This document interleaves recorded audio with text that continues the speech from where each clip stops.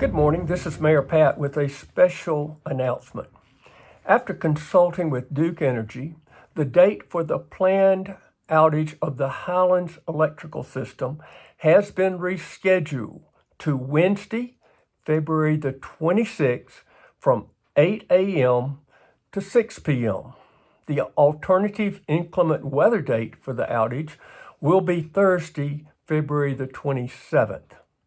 The change was made possible in that the Highlands School had a half-day scheduled on the 26th.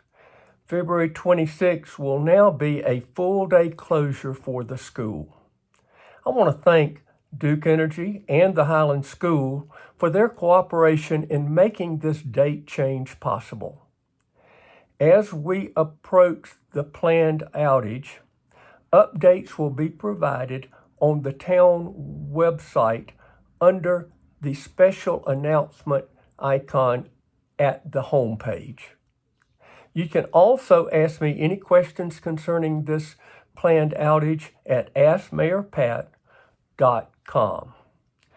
Hope that you have a wonderful week, and as always, I will continue to be your mayor on duty.